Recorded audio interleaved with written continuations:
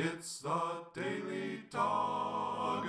Greetings and welcome back to the third episode of The Daily Doug. For those of you, the few of you that have made it through these first three episodes, other than my family, congratulations. It's a major accomplishment. There are no prizes to speak of, but I'm really glad that you're here and along for the ride with us.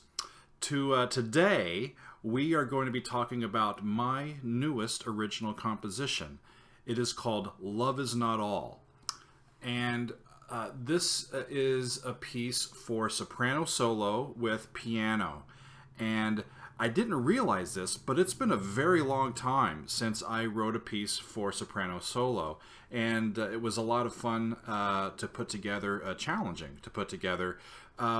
The text is from a poet by the name of Edna St. Vincent Millay. And Edna is someone whose work I was really not familiar with, and I've found her to be absolutely fascinating. She was born in Maine, went to Vassar, and ended up living in New York in the Village, and she was born in 1892 and she died in 1950. She is or was a really prominent feminist, bisexual, and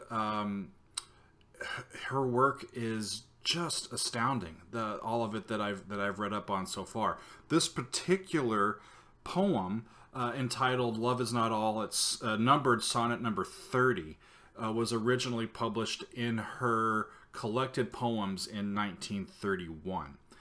This poem was brought to me by a former student at Westminster Choir College named Betsy Podsiadlo, and I wrote this piece for Betsy, and because I found the poem just absolutely stunning.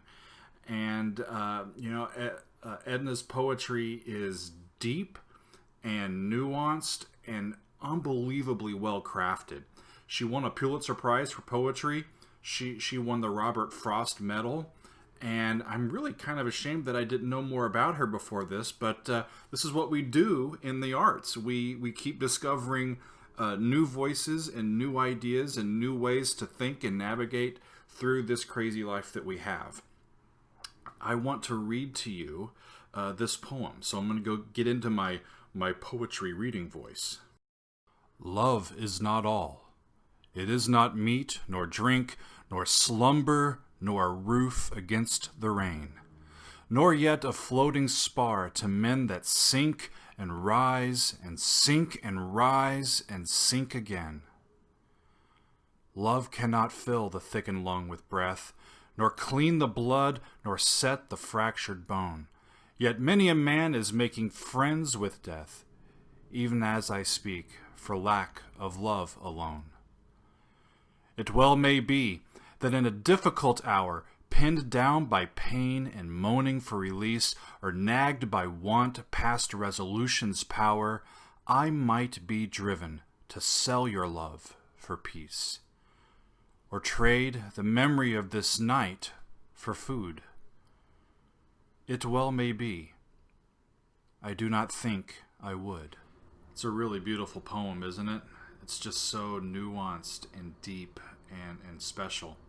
I wanted to reference some of the notes that I had made for myself while I was analyzing and working through the poem.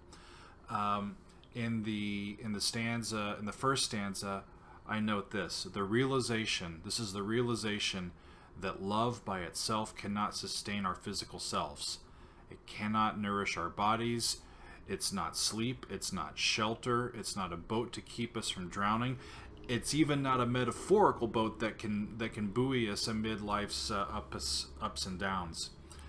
This is a stanza. These first four lines are not spoken from any decipherable point of view, so we're kind of kept in the dark about that. It could be first person, could be third person. In the second stanza, we get this further realization that love cannot cure or heal physical ailments that would normally endanger us, endanger our lives. The writer writes, love cannot clear our lungs, it can't clean our blood or heal broken bones. And then there's this second realization that the lack of love, the lack of connection to another person can make living so unbearable that many would choose death. It's a dichotomy. We need to feel, we need love to feel truly human, but the physical human condition is left unbuoyed sometimes by our emotions. And the last line of this stanza, these next four lines, reveals that we're being spoken to in the first person. And the next four lines, this next stanza, it turns. There's this projection into the future. This is an imagining a future circumstance that's going to be emotionally painful, or it's going to be a previous problem's resolution that is no longer going to be tolerable. We're realizing that the writer might be willing to sacrifice love for physical peace, choosing physical health over emotional health. In this stanza, it reveals that the subject of the first-person narrative is to the speaker's lover or significant other. And in the culminating two lines, this short last stanza, we get this continuation of the realization that was made in stanza 3. The speaker imagines in a future circumstance full of emotional turmoil and pain and conflict that she may be led to deny love in exchange for release. This stanza finally reveals the circumstance of the intimate conversation between two people. A shared night that might be obviously has already had deep impact on both the speaker and the person to whom they're speaking. Maybe they're falling in love. Maybe they've been in love for a long time. Maybe they're rekindling a previous relationship. Either way, the speaker is at a point in her life where a decision needs to be made. She can choose love and all the prism of emotions that will come with that, or choose food. In this instance, something that in my mind it's standing for something that can only momentarily satisfy. And in the end, the speaker thinks that she'll choose love, but she's not sure. And it was such a challenge to bring out all of these really profound emotions in the writing of the piece itself. And I want to show you some of the initial sketches that I made from this. Okay, so here you'll see my initial sketches. This just looks like a lead sheet with a melody and some chord symbols over the top of it. This is what I used to then compose out the full piano score along with the melody. And the melody that ends up in the piece for the first half of the piece ends up very much unchanged, just one or two changes maybe from what you see here. And I kept struggling with how to start this. And I kept thinking, this is someone at the end of a long process of discernment. And this opening statement that love is not all is not something that you start a conversation with. It's something that is the culmination of a lot of thought. And so, a lot of times when I have these realizations of something for me that's profound, it's in a very hushed tone. So I'm thinking like in the dead of night or at the end of a long day and a lot of turmoil, the speaker says, love is not all. And it just needs to be basic and straightforward and in a lower part of the range. And here I set it is almost the start of a 2/5 into the opening F chord, where this finally lands. I end up using a lot of extended chords stacked in triads, a lot of 9th chords and 11th chords, and there's an occasional 13th chord in there This gives opportunity for voicings that are complex and lush, because this is so romantic, but a little bit unmoored and unstable. About halfway down to the bottom of the first page here, there's this play on rising and sinking and rising, and it's an ascending fifth on rise and a descending fifth on sink. And rise is an F sharp to a C sharp, and sink is a C to an F. So they're a half step apart. That is deliberate, based on some text painting that I wanted to put in there. The chords themselves, the F sharp and C sharp are part of this D major 9 chord, and the F and the C are part of this E flat 13 chord. The fact that it's a D chord and an E flat chord separated by a half step is that further sort of unsureness or unmoored idea. When we get into this next part, there's a simple change from being mostly kind of in the F major range as far as we can tell, to the F minor idea, and we get this big culmination that leads up to yet many a man is making friends with death.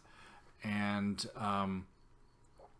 so you can see just a little bit of my my scratches there, so an inkling into how the process works. So that's a little bit about how the first half of the piece works and how it was conceived. The second half of the piece has a drastically different sound to it, because the point of view and the layering of the poem just sort of morphs into something different. And I have this kind of plodding sound that is like a clock ticking, that there's going to have to be a decision made on what's going to happen with this relationship.